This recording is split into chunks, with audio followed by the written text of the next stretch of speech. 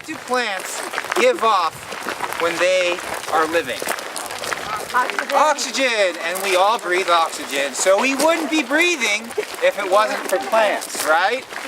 This is year one of conservation camp. It was an accumulation of a bunch of different departments getting together and deciding that we wanted to reach out to Native youth and get them interested in conservation and the different facets of it. So we're focusing on STEM, science, technology, engineering, and math. So we have Kaya out, the community gardener.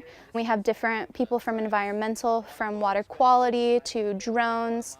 And then we're also doing the cultural aspect of conservation and how Native Americans approach conservation differently from standard scientists or Western science. Trying to get an interest in our Native students because we need more representation in STEM. We made bat houses. Each student got to make their own bat house and they can take it home.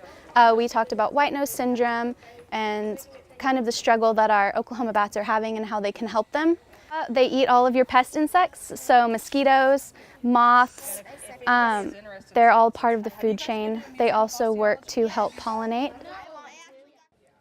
And you know, even we always talk about putting a quantitative value on our animals and on our insects and our resources. And I think as Native Americans, we don't need to put a price on it. Sure, they're benefits and they're part of the food chain, but just the fact that they exist and they're here means that they need to be protected. We also visited the community garden. We had a woman come out to talk about monarchs and painted ladies and pollinators and what they can do to help our insects and how to make their homes more friendly to our pollinators and bats and all that good stuff.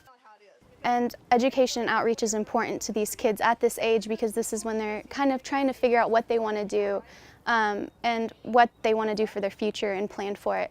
And I think when I was this age, I was doing Earth Cycles camps and I was doing citizen science, and it really piqued my interest in what I wanted to do. And I think seeing adult Native Americans doing this work, it makes it attainable. And so I think just making it relatable and knowing that this is an option and they can do it, and you don't, you know, it doesn't take a lot of money or resources. There are people out there to help you. Yes.